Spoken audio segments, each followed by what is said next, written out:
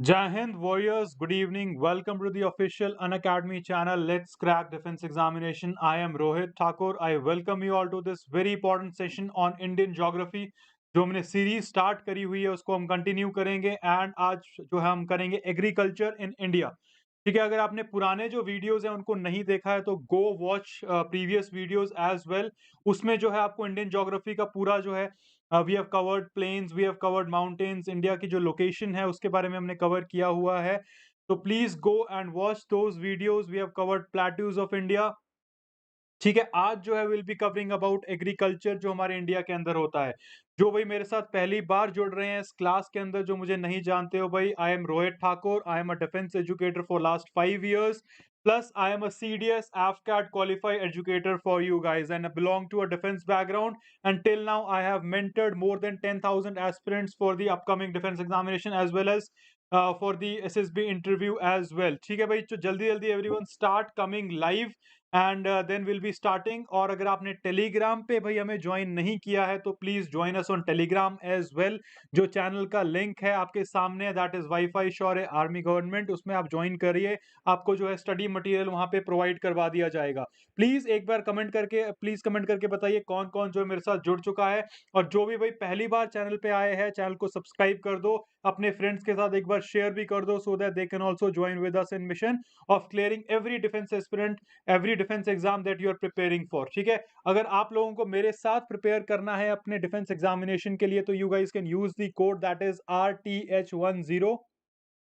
आप code use करिए, आपको 10% का डिस्काउंट मिल जाएगा। और आप जो भी सब्सक्रिप्शन लेते हो, चाहे आइकॉनिक सब्सक्रिप्शन लो चाहे आप plus subscription low, you will be getting the discount of 10%, instant discount आप लोगों को मिलेगा। ठीक है, आइकॉनिक सब्सक्रिप्शन में जो है आपको personal guidance, test analysis, expert guideline, study material, study planner, सब चीजें जो है उसमें मिलेगी आपको। और अगर आप प्लस सब्सक्रिप्शन लेते हो तो उसमें आपको लाइव क्लासेस, वीकली टेस्ट के साथ साथ structured courses and unlimited access आपको मिलेगा।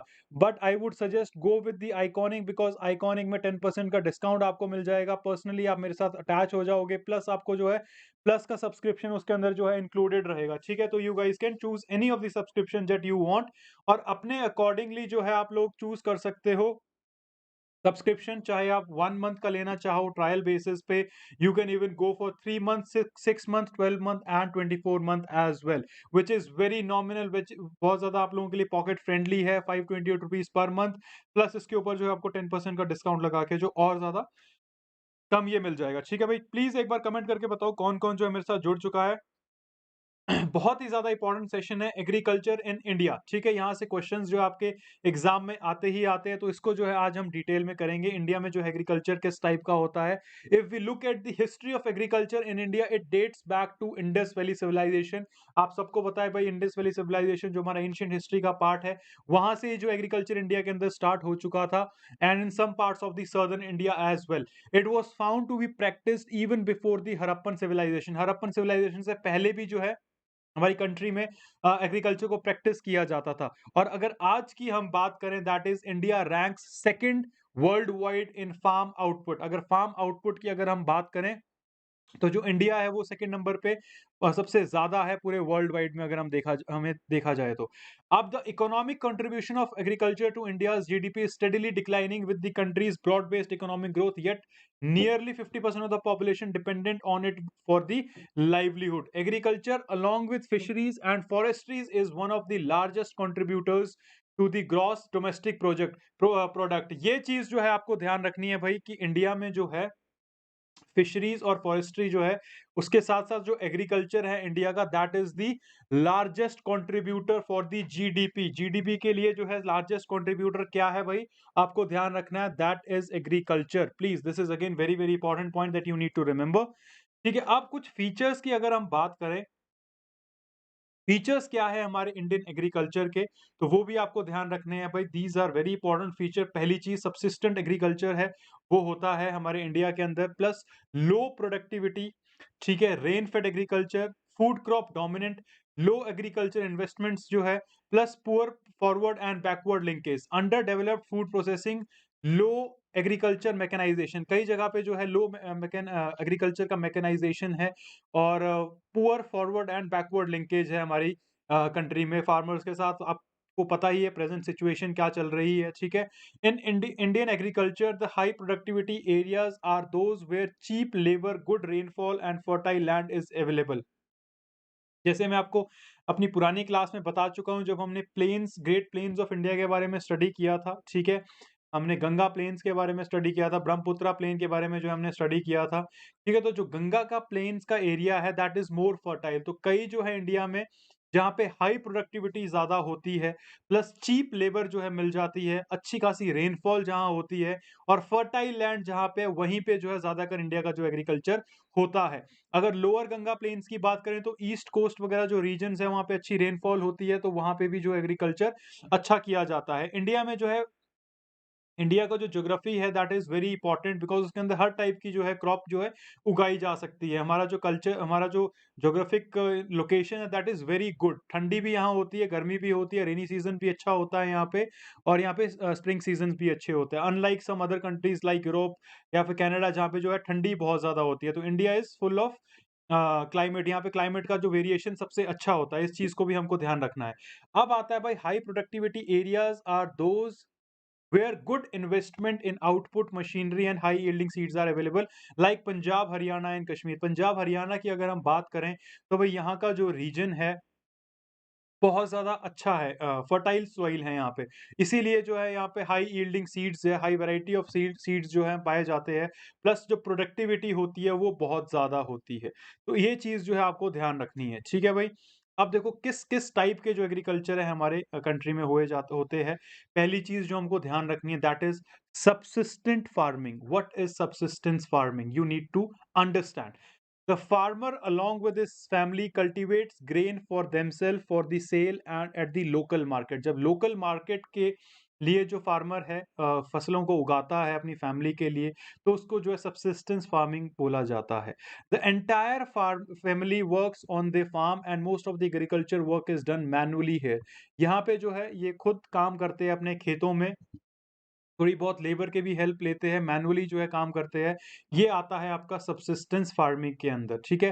ट्रेडिशन मेथड की अगर हम बात करें of method farming are followed by farmers in their small farm since facilities like electricity, irrigation and generally are not available to the poor farmers, they do not use fertilizers and high yielding variety of seed in their field to the extent they should do। तो आपको ध्यान रखना है जो subsistence farming है भाई इसके अंदर जो है ज़्यादा उनको फैसिलिटीज़ नहीं प्रोवाइड करी जाती है, तो लोकल रिसोर्सेज़ जो होते हैं उसी के थ्रू जो है वो लोग अपनी फार्मिंग करते हैं and these are done for the local markets only, जिससे उनका परिवार चल पड़े। अब जो है शिफ्टिंग एग्रीकल्चर या फिर कल्टीवेशन की अगर हम बात करें, उसको भी आपको पता होना चाहिए क्या होता है भाई। शिफ्टिंग एग्रीकल्चर जो है that is this way of farming is widely used by the tribal groups to grow crops. जो ट्राइबल ग्रुप्स होते हैं डिफरेंट एरियाज में जब वो फार्मिंग करते हैं that is known as shifting agriculture. First the land is obtained by clearing a forested area then crops are planted. कई जगह पे आपने देखा होगा भाई जो फॉरेस्ट है उनको काटा जाता है देन आपकी जो है वहाँ पे फार्मिंग करी जाती है, तो उसको जो है भाई हम क्या बोलते हैं, उसको हम बोलते हैं शिफ्टिंग एग्रीकल्चर। पहले जो है लैंड फॉरेस्ट जो है उसको काटा जाता है, फिर वहाँ पे प्लांटेशन जो है एग्रीकल्चर किया जाता है। जब when the land loses its fertility another area of land is cleared and crops are shifted there. जब उस एरिया की जो फर्टिलिटी है वो कम हो जाती है, जब बहुत बार वहाँ पे फसलें उगाई जाती है, जब वो एक तरह से बंजर हो जाती है, जब वहाँ कुछ नहीं उग सकता, तो उस ज़मीन को फिर छोड़ दिया जाता है। फिर जो है फार्मर्स क्या करते हैं दूसरी सेट ऑफ लैंड में जाते हैं, उसको क्लियर करते हैं, वहाँ पे जो है फिर क्रॉप्स को शिफ्ट करते हैं। जैसे कि तो commonly grown crops in this type of farming are dry paddy. अगर देखा जाए पैडी जो है यहाँ पे होती है, मेज़ होती है, मिलेट्स होते हैं एंड सम वेजिटेबल्स जो है यहाँ पे ग्रो करी जाती है। ठीक है, this practice is also known by different names in different regions. Jhum cultivation जो है इसको, झूम एग्रीकल्चर जो है इसको असम में बोला जाता है। ये चीज़ आपको भाई बहुत इंपॉर्टेंट है, ध्यान में रखनी है कि शिफ्टिंग कल्टीवेशन को या फिर शिफ्टिंग एग्रीकल्चर को इंडिया के डिफरेंट पार्ट्स में क्या-क्या बोला जाता है। तो झूम कल्टीवेशन बोलते हैं इसको, झूम झूम एग्रीकल्चर जो है इसको बोलते हैं असम के अंदर। इस चीज़ को आपको ध्यान रखना है। प्लस साथ के साथ आपको ध्यान रखना है दैट इज़ ओनम जो है इसको बोला जाता है केरला में, पोडू जो है इसको बोला जाता है आंध्र प्रदेश में, उड़ीसा में भी पोडू बोला जाता है, ठीक है, और इसको एमपी में क्या बोला जाता है? दैट इज बेवर, माशा, पेंडा एंड बेरा। तो ये क्वेश्चन जो है आपके एग्जाम में जरूर पूछे जा सकते हैं भाई कि भाई डिफरेंट रीजन्स में इन चीजों को क्या बोला जाता है। एग्रीकल्चर जो है आपका अलग अलग टाइप का है, लेकिन जो शिफ्टिंग एग्रीकल्चर है उसको असम में बोलते हैं भाई झूम कल्टीवेशन या झूम एग्रीकल्चर। केरला में उसको बोलते हैं पोनम पोडू बोला जाता है उसको। आंध्र प्रदेश एंड उड़ीसा में बेवर, माशा, पांडा एंड बेरा जो है उसको बोला जाता है मध्य प्रदेश में। तो इस चीज को जो है आपको ध्यान रखना है अबाउट शिफ्टिंग एग्रीकल्चर। ठीक है भाई, नेक्स्ट देखते हैं भाई क्या है। नेक्स्ट आपको ध्यान रखना है भाई, नेक्स्ट आता है अपने पास दैट इज प्लांटेशन एग्रीकल्चर। अब प्लांटेशन एग्रीकल्चर क्या होता है? ठीक है, बिकॉज प्लांटेशन एग्रीकल्चर जो है कई पार्ट्स में, स्पेसिफिक पार्ट्स में ही इंडिया में करा जाता है। Plantations are only capable of producing single crop which takes long time to grow. ठीक है, प्लांटेशन के अंदर हम कैश्यू नट की अगर बात करें, जब काजू के खेत उगाए जाते हैं तो एक साथ उनको उगा दिया जाता है, फिर वो बार बार फल देते रहते हैं। अगर हम देखा जाए तो मैंगोज मैंगोज भी जो है एक तरह से प्लांटेशन एग्रीकल्चर के अंदर आता है। ठीक है, तो ये कहाँ प्रैक्टिस किया जाता है आपको ध्यान रखना है इस चीज का। दैट इज ये जो है प्रैक्टिस किया जाता है केरला में, असम में जो है ये प्रैक्टिस किया जाता किया जाता है, साथ के साथ कर्नाटका एंड महाराष्ट्र में भी ये प्रैक्टिस किया जाता है। चीकू के प्लांट जो है वहां उगाए जाते हैं, तो वो सब जो आता है आपका प्लांटेशन एग्रीकल्चर के अंदर आता है। ठीक है, इस चीज को आपको ध्यान रखना है। Then comes the, since it's a capital intensive process, it requires good managerial ability, technical know-how, and advanced machinery, fertilizer, irrigation, and transport facility. It is export-oriented agriculture and grown in plantation agriculture have life cycle of more than 2 years. Obvious सी बात है, जब आपके plantation agriculture हो रहा होगा तो at least 2 से 3 साल बाद ही वो प्लांट करेगा। अगर हाइब्रिड प्लांट्स भी अगर हम लगाएंगे, गुआवा कल्टीवेशन की बात करें, गुआवा एग्रीकल्चर की बात करें, अगर हम चीकू की बात करें, ठीक है, किसी भी फ्रूट की भी अगर हम बात करें, तो एटलीस्ट 2 इयर्स बाद जो है वो मैच्योर होता है, इट स्टार्ट्स गिविंग फ्रूट्स, या फिर उसी से जो है आपका रेवेन्यू जनरेट होता है। Then comes the intensive culture. Intensive culture क्या होता है भाई? अब इंटेंसिव कल्चर के बारे में जो है हम ध्यान से पढ़ेंगे। इंटेंसिव कल्चर जो है दैट इज, या फिर intensive agriculture, it in areas where irrigation has been possible, the farmers use fertilisers and pesticides on a large scale to bring their land under high yielding variety of seed. It is also known as industrial agriculture. It involves higher use of inputs such as capital, labor per unit area. This is where it differs from traditional agriculture where inputs per land area are lower. अब intensive जो आपका ध्यान रखना है agriculture होता है, पंजाब हरियाणा में आपने देखा होगा भाई, थ्रेशर्स लगे होते हैं, बड़ी बड़ी मशीनरीज लगी होती है।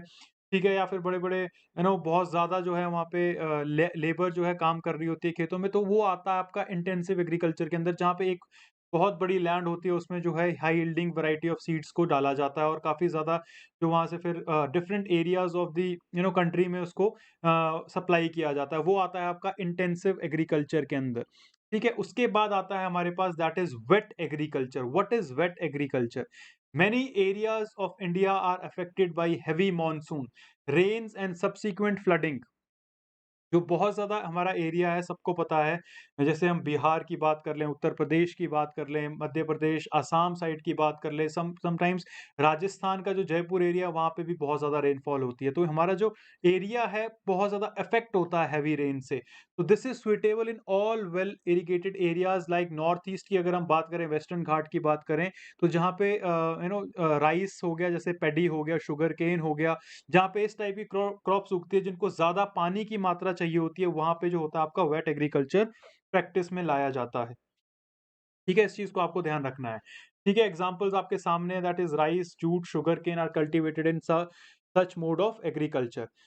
नेक्स्ट आता है हमारे पास that is terrace agriculture. Terrace agriculture क्या होता है भाई? The hill and mountain slopes, hill and mountain slopes are cut to form terrace and land is used in same way as permanent agriculture. अब जहाँ पे क्या होता है भाई, हिली एरिया में आपको पता ही है भाई, लैंड्स की बहुत ज्यादा दिक्कत होती है, और वहां पे क्या करा जाता है भाई, आपका टेरेस एग्रीकल्चर किया जाता है। तो इस चीज को आपको ध्यान में रखना है। ठीक है, the hills and mountain slopes cut to form terrace and land is used in same way as permanent agriculture due to scarcity of availability of the flat land. बिल्कुल सबको पता है भाई, हिमाचल प्रदेश का कई एरियाज है जहाँ पे आपकी फ्लैट लैंड अवेलेबल नहीं होती, प्लेन्स तो बहुत कई कई एरिया में बहुत कम होता है। तो टेरेस जो है माउंटेन हिल्स जो है स्लोप्स को जो है कट करके बोला जा वहाँ पे जो है उगाया जाता है आपके फार्मिंग की अगर देखा जाए क्रॉप्स को भी वहीं पे जो है उगाया जाता है। ठीक है, soil erosion is also check due to the terrace formation on the hill slopes. अब आपने देखा ही होगा भई कई बार क्या होता है हिमाचल प्रदेश या फिर हम पहाड़ी एरिया की बात करें, some parts of Assam, Arunachal Pradesh की बात करें, ठीक है, टेरेस फार्मिंग टाइप वहाँ पे हो रखी होती है, उसको टेरेस फार्मिंग भी जो है बोला जाता है। ठीक है, बहुत बड़ा पहाड़ है उसमें एक काइंड ऑफ फुट स्टेप होता है उसमें क्रॉप्स लगाई जाती है, फिर दूसरा फुट स्टेप होता है उसमें क्रॉप्स लगाई जाती है, तो इस टाइप से टेरेस फार्मिंग होती है। और जो सॉइल है उसको भी बार-बार चेक करा जाता है उसकी रिजिडिटी कितनी है ताकि कभी वो जब स्लिप करे तो पूरा एक साथ जो है आपका सॉइल इरोड वहाँ से नहीं हो जाए। तो इस चीज़ को आपको ध्यान रखना है। अभी तक हमने जो-जो चीज़ें कवर करी दैट इज़ सब्सिस्टेंस फार्मिंग जो होती है स्मॉल स्मॉल एरिया में होती है, खुद के लिए रेवेन्यू जनरेट करने के लिए लोकल मार्केट में ये होती है। शिफ्टिंग एग्रीकल्चर जो है पहले पेड़ काटे जाते हैं, वहाँ पे क्रॉप्स लगाई जाती है, ठीक है? जब उसकी क्रॉप्स की जब उस सॉइल की जो अ, फर्टिलिटी है वो खत्म हो जाती है तो वहाँ पे क्या करें उसको बंजर छोड़ दिया जाता है, दूसरी जगह पे जाके करा जाता है। फिर प्लांटेशन एग्रीकल्चर की बात करें जो साउथ इंडिया में होती है, some parts of north India में भी होती है, जो एटलीस्ट 2 साल बाद जो है प्रोड्यूस करते हैं फ्रूट्स या फिर कोई भी टाइप की क्रॉप। देन इंटेंसिव एग्रीकल्चर की बात करें जो वास्ट लैंड में किया जाता है, लार्ज स्केल फार्मिंग जिसको बोलते हैं। Then we covered wet agriculture जहाँ पे बहुत ज़्यादा बारिश होती है, राइस, पैडी, शुगरकेन जहाँ ज़्यादा चाहिए होता है, वहाँ पे आपका वेट एग्रीकल्चर होता है। Then we covered terrace farming, terrace agriculture जो कि हिमाचल प्रदेश या फिर हिल माउंटेन रीजन में होता है, जहाँ पे प्लेन लैंड अवेलेबल नहीं होती है। तो these were types of agriculture जो हमारे इंडिया में होता है। देखो भाई कोई भी क्वेश्चन यहाँ से आए तो वो गलत नहीं होना चाहिए आपका, आपको जो है मैंने क्रिस्टल क्लियर जो है चीज़ें बता दी है और आपका काम है भाई लिंक को बार-बार शेयर करते रहना so that many aspirants can join with us, ठीक है? ताकि वो लोग भी जो है इस क्लास से हेल्प लेके अपने डिफेंस एग्ज़ाम में अच्छा स्कोर कर पाएँ। अब नेक्स्ट जो आपको ध्यान रखना है that is land usage pattern in India. Land usage pattern कितना होता है इंडिया में? Land use means the different ways in which the human being utilise the land. ठीक है, किस टाइप से जो हमारी ज़मीन है हमारे भारतवर्ष की, उसको हम यूटिलाइज़ कैसे करते हैं, उसको हम बोलते हैं land usage pattern in India. अब नेट सोन एरिया देखा जाए भई जहाँ पे अच्छा खासा उगाया जाता है, it is total absolute value of area cropped जहाँ पे क्रॉप होती है क्रॉप्स जो है लगाई जाती है। This means even if the same land is cropped multiple times it in each year it will be counted only once. एक बार ही उसको काउंट किया जाता है तो दैट इज अप्रॉक्सीमेटली भाई 46% is the net sown area जो हमारे भारतवर्ष में है। तो ये जो आपको पॉइंट है ये ध्यान रखना है 46% जो है that is the net sown area. Cropped more than once जो एक से ज्यादा बार जिस एरिया को क्रॉप किया जाता है that is approximately 40% of the net sown area जो है cropped once more than once है। आपको इस चीज को भी ध्यान रखना है। जैसे this is the only course left with drastically increasing population. Indo Ganga plain is the leader in this regard. Indo Ganga plain जो है इंडस गंगा प्लेन जो है वो इस लोकेशन में जो है ज्यादा लोकेटेड है। 40% जो है अप्रोक्सीमेटली इसी एरिया में है। तो इस चीज को भी भाई आपको ध्यान रखना है, ठीक है? चलिए भाई नेक्स्ट आता है दैट इज फॉरेस्ट एरिया कितना है भैया। फॉरेस्ट एरिया जो है अप्रोक्सीमेटली पहले जो था 21.7 के करीब था तो it is approximately taken as 23% जो है reported area notified as the forest area of India. For tropical country 33% is the ideal coverage. Madhya Pradesh हमारे भारतवर्ष में जो सबसे ज्यादा एरिया कवर करता है, सबको पता है मिजोरम जो है वो परसेंटेज बेस सबसे ज्यादा फॉरेस्ट जो है मिजोरम में है। तो इन पॉइंट्स को भी आपको ध्यान में रखना है भाई। नेट सोन एरिया कितना है, क्रॉप्ड मोर देन वंस कितना है और फॉरेस्ट एरिया जो है हमारे भारतवर्ष में कितना है। इन दो चीजों को भी आपको, तीन चीजों का आपको ध्यान रखना है। अब कुछ एरिया ऑब्वियसली इस टाइप का भी होगा हमारे भारतवर्ष में क्योंकि कई रीजन आपको पता ही है भाई। प्लेटू है जो मैंने आपको बताया विच is not suitable for cultivation because वहाँ पे जो है रॉक्स वगैरह बहुत है, इग्नियस रॉक्स वहाँ पे बहुत ज्यादा होती है which is not suitable for the agriculture. तो अब देखेंगे हम land put to non agriculture using like housing industry और रोड्स एंड लेक्स वगैरह के लिए जो होता है। Barren unculturable wasteland mountain hill slopes जो है दैट इज 14%। आपको ध्यान रखना है कि भाई जो वेस्ट लैंड है हमारे भारतवर्ष के अंदर 14% एरिया, चाहे वो हिल स्लोप की बात करें माउंटेन्स की बात करें, जो बेरन पड़ा हुआ है जो यहाँ पे खेती बाड़ी नहीं होती है भाई वो है 14% जो है आपका land is under not any kind of cultivation. अब परमानेंट पास्चर की अगर हम बात करें जैसे about 3.5% of reported area, one third pastures are in Himachal Pradesh. Permanent pastures अगर हम देखा जाए तो कहाँ पे होते हैं भाई, वो हिमाचल प्रदेश के अंदर जो है आपके सिचुएटेड है। अब आपको ध्यान रखना है भाई नेक्स्ट जो आता है आपके पास that is again very very important tree crops. Tree crops and groves जो है वो आपका 1% जो है एरिया कवर करता है। जैसे ट्री क्रॉप्स, जैसे हमने ट्री प्लांटेशन की बात करी, ठीक है, वो है 1% एरिया जो है आपका कवर करता है। पास्चर्स जो आपको ध्यान रखना है भाई, 3.5% जो है इंडिया के अंदर टोटल है, जिसका 1/3 जो पास्चर एरिया है वो आपका हिमाचल प्रदेश के अंदर ही है। जैसे ग्रासलैंड्स वगैरह की अगर हम बात करें, जहाँ पे प्लांट्स छोटे-छोटे लगाए जाते हैं। उसके बाद आपके पास आता है culturable land, land available for agriculture but not utilised for various reason like saline soil, रेह, बूर।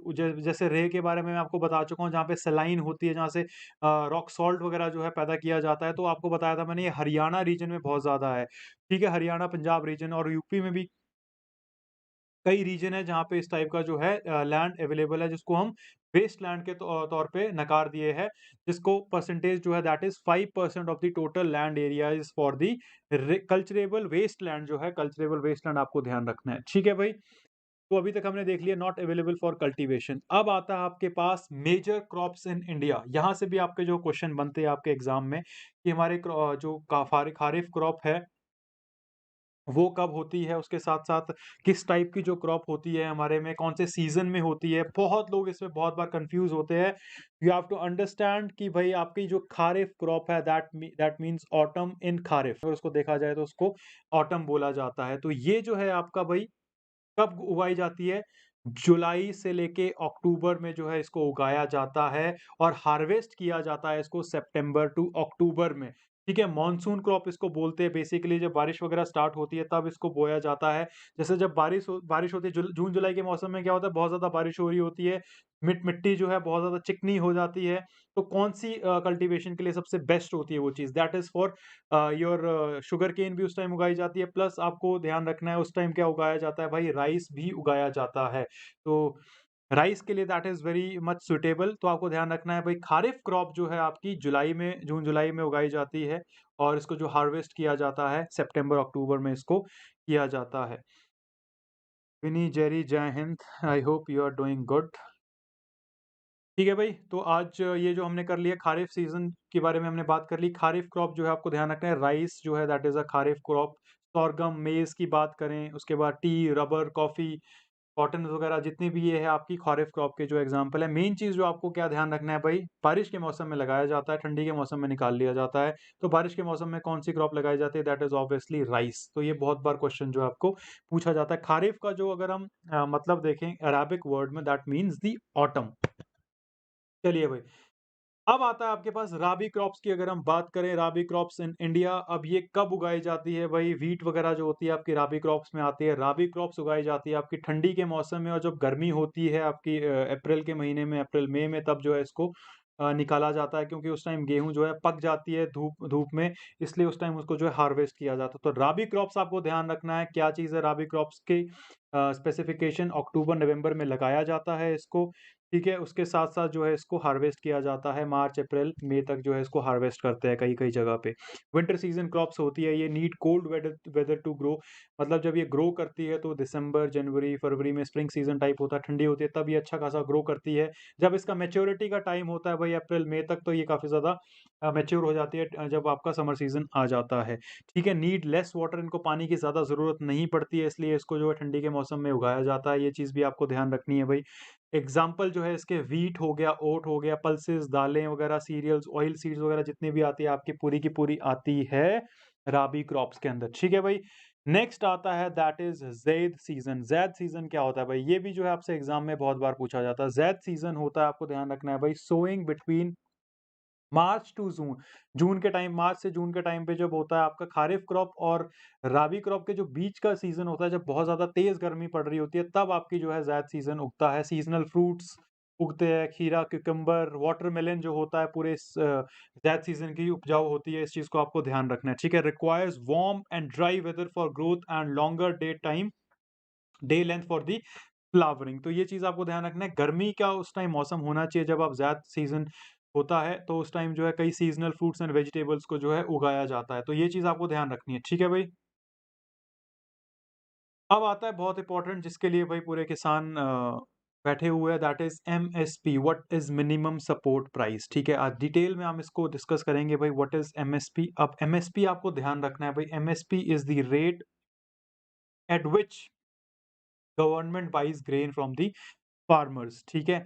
एमएसपी आपका एक मिनिमम सपोर्ट प्राइस है जिसमें जो गवर्नमेंट है फार्मर से कोई भी जो आपका क्रॉप होती है, ग्रेन्स होती है, उसको खरीदते हैं, ठीक है। Reason behind idea of MSP is to counter price volatility of the agriculture commodities during the factors like variation in their supply, lack of market integration and information asymmetry। अब आपको इसको बेसिक चीज समझने की जरूरत है भाई, एमएसपी किसान क्यों बोलता है बढ़ाने को, ताकि उनको जो है फायदा हो जाए, उनको एक प्राइस फिक्स जो है गवर्नमेंट से मिल जाए, फिर आगे चल के चाहे वो उसका प्राइस कम हो चाहे वो ज्यादा में बेचें, उसको उनको मतलब नहीं है।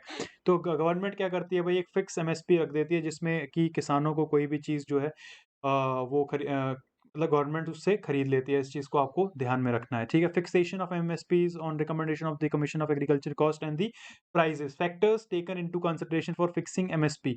अब क्या होता है, कुछ फैक्टर्स जो है आपको ध्यान रखना है कि कंसिडर करे जाते हैं एमएसपी को फिक्स करने के लिए। पहला जो है that is demand and supply. अब डिमांड कितनी है उस क्रॉप की और सप्लाई चेन कितना है उस चीज का, ये जो है मेन फैक्टर है जो आपको ध्यान रखना है, ठीक है। उसके साथ साथ कॉस्ट ऑफ प्रोडक्शन कितनी है, जो किसानों ने कोई भी फसल उगाई हुई है उसके प्रोडक्शन कॉस्ट कितनी आई है उन लोगों को, तो वो चीज भी इसमें कंसिडर किया जाता है, फैक्टर होता है, that is for deciding factor for the MSP. Price trends in the market both domestic and international, this is again very important. हमारे लोकल मार्केट में, नेशनल मार्केट में टमाटर का कितना भाव है, इंटरनेशनल मार्केट में उसका कितना है, उसके हिसाब से जो है गवर्नमेंट जो है एमएसपी डिसाइड करती है हमारे किसानों के लिए, ठीक है भाई। तो आई होप आपको जो एमएसपी का कॉन्सेप्ट है वो क्लियर समझ में आ गया होगा कि भाई what is MSP, why this is very important for farmers और why it is fixed by the government for the farmers, ठीक है भाई। अब problem faced by Indian agricultural sector की अगर हम बात करें, हमारा इंडियन एग्रीकल्चर सेक्टर जो है वो क्या प्रॉब्लम फेस करता है आज तक। देखो, productivity of agriculture in India, although India has attend self sufficiency in food staples, the productivity of its farm is below than Brazil, United States, France and other nations. India wheat farms, for example, produce about one third of wheat per hectare per year compared to the farms in France। अब देख सकते हो आप लोग कि France जो है that is a very small country, तो इंडिया के कंपैरिजन में बहुत ज्यादा कंट्री जो है वो स्मॉल है, बट एग्जाम्पल अगर देखें जो प्रोड्यूस है इंडिया का that is only third part of the France. तो आपको ध्यान रखना है कि भाई इंडिया का जो प्रोडक्टिविटी है दैट इज सेल्फ सफिशिएंट। हम सेल्फ सफिशिएंट तो है ही, ऑब्वियसली हम एक्सपोर्ट भी करते हैं, but that is not up to the mark. It can be बहुत ज्यादा इंक्रीज ये हो सकता है, it can be increase to an level. उसके बाद rice productivity in India was less than half that of China. अब चाइना में जो राइस प्रोडक्टिविटी है वो बहुत ज़्यादा है, आपको ध्यान रखना है भाई। कितनी प्रोडक्टिविटी है भाई चाइना के अंदर, इंडिया से एक तरह से देखा जाए तो हाफ मतलब डबल है। यू हैव टू अंडरस्टैंड कि इंडिया में जो है प्रोडक्टिविटी हो रही है, ऐसा नहीं है कि प्रोडक्टिविटी नहीं है, बट कम हो रही है, इससे ज़्यादा हो सकती है।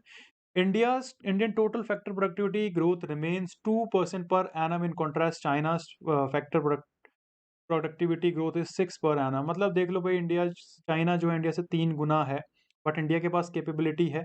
In over the time period we would believe that India will do good in the agriculture sector as well it is doing in the manufacturing hub. Manufacturing भी जो है इंडिया में हब बन चुका है, एग्रीकल्चर भी है हब, धीरे धीरे जो है इंक्रीज होता जाएगा। Several studies suggest India could eradicate its hunger and malnutrition and be a major source of food for the world by achieving productivity comparable with other countries. Definitely it will happen one day. It will take some time because अभी धीरे धीरे जो है India में progress होना start हुई है। Over the time period, over the progress as country progress, वैसे वैसे जो है हमारी जो प्रोडक्टिविटी है हमारी एग्रीकल्चर गुड्स की वो डेफिनेटली इंक्रीज करेगी, and countries like France, USA, Brazil, Canada and China, उनको जो है हम ओवरटेक कर लेंगे कई कई चीज़ों में, ठीक है। अब this is some examples of India agriculture sector की अगर हम बात करें, देखो भाई फार्म होल्डिंग्स की बात करें, nearly 50% of the population is engaged in agriculture production as farms are divided. Average farm size today is half as it was 40 years ago, ठीक है। तो ये भी चीज़ है, कुछ चीज़ ये भी है कि government is providing subsidy to the farmers for fertiliser, for seeds and for setting up the agriculture in different lands. Irrigation facilities जो है अलग अलग जगह पे जो है प्रोवाइड करवाई जा रही है, प्लस कोल्ड स्टोरेज जो है वो भी जो है फार्मर्स को प्रोवाइड करवाया जा रहा है। मॉनसून की अगर हम बात करें भाई, मॉनसून तो ऑब्वियसली इंडिया का जो मॉनसून है समटाइम्स बहुत ज़्यादा हो जाता है, जिसकी वजह से क्रॉप एज वेल एज फसलों में जो है नुकसान हो जाता है, बहुत ज़्यादा बारिश जब हो जाती है, but most of the time जो हमारा मॉनसून है that is good for the crops, हमारी कंट्री की ग्रोथ के लिए, ठीक है। इंफ्रास्ट्रक्चर की अगर हम बात करें भाई, poor penetration of forward and backward linkage in agriculture, ये जो हम देख रहे थे भाई। देखो भाई, food processing unit needs to be have strong backward linkage with the farmer, farmer producer organisation, self help groups, farmer groups, इनको जो है हमको बढ़ावा देना चाहिए, इनको बहुत ज़्यादा फैसिलिटीज़ जो है प्रोवाइड करनी चाहिए, इनके कुछ अच्छे खासे लिंक्स होने चाहिए। अब इसमें सीन क्या है, India poor role rural road affecting timely support of inputs and timely transfer of output from the farms. अब क्या होता है, इंडिया के कई दूर दराज के एरियाज अगर हम देखें, हिमाचल प्रदेश, उत्तराखंड, वहाँ पे फार्मर्स प्रोड्यूस तो करते हैं, but roads condition is not that much good. जब तक वो नीचे आता तब तक जो है हमारी क्रॉप्स वगैरह जो है वो खल्लास हो जाती है, वो कंडम हो जाती है।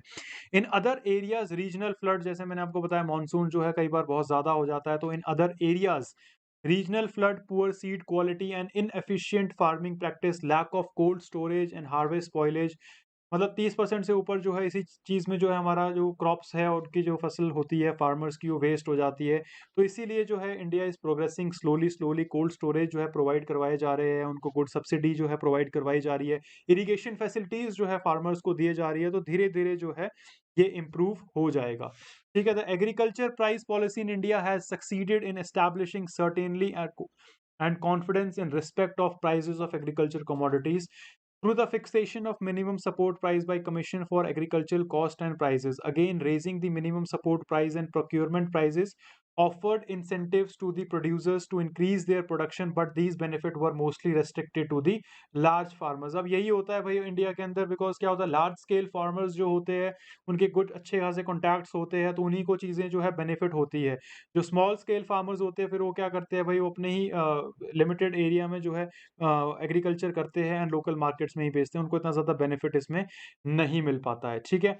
अदर प्रॉब्लम्स इंक्लूड, किस टाइप की प्रॉब्लम्स जो है इंक्लूड होती है वो ध्यान रखना है, that is falling water level, कई कई जगह पे वाटर लेवल सही नहीं है, डिस्टॉर्टेड मार्केट है, laws that stifle private investment, ये भी है भाई, प्राइवेट इन्वेस्टमेंट नहीं कर सकते लोग। क्रॉप पैटर्न कैसा है वहाँ का, produce that does not meet international standards, कई जो होते हैं प्रोड्यूस जो होते हैं इंटरनेशनल स्टैंडर्ड्स को मीट नहीं करते, तो एक्सपोर्ट नहीं हो सकती चीज़ें। दीज आर सम प्रॉब्लम्स जो हमारे इंडियन एग्रीकल्चर सेक्टर अभी तक फेस करता है। मेजर गवर्नमेंट इनिशिएटिव्स की जैसे मैं बात करें भाई, उसके बाद जो है ऑर्गेनिक फार्मिंग जो है गवर्नमेंट ने सपोर्ट किया है, सॉइल हेल्थ कार्ड जो है बनाया जा रहा है, प्रधानमंत्री कृषि सिंचाई योजना जो है बनाई जा रही है, फर्टिलाइजर्स प्लस कोल्ड स्टोरेज, जैसे मैंने आपको बताया, ई नैम जो है नेशनल एग्रीकल्चर, जो एक तरह से pan India electronic trading platform है, वो बनाया गया है इस चीज़ के लिए। प्रधानमंत्री फसल बीमा योजना जो है गवर्नमेंट ने इनिशिएट लिया है लोगों को उनकी फसल को सिक्योर करने में, तो government is taking lot of initiatives.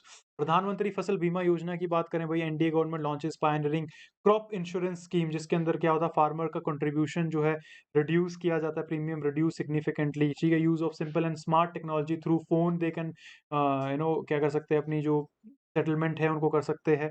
तो ये कुछ फैसिलिटीज है जो गवर्नमेंट ने हमारे फार्मर्स को दी है, and they should be proud of it. तो this was all for today's class everyone, this is आज हमने जितना भी कवर किया, एक बार इनको जल्दी जल्दी रिपीट कर लेते हैं, आपको ध्यान रखना है इन चीज़ों का, ठीक है। एग्रीकल्चर की हमने बात करी, ठीक है, किस टाइप के फीचर है एग्रीकल्चर के हमारे पास, एक टाइप्स ऑफ एग्रीकल्चर हमने बात करा, और फिर जो हार्डशिप जो हम फेस करते हैं एग्रीकल्चर में, हमने उसकी बात करी, ठीक है।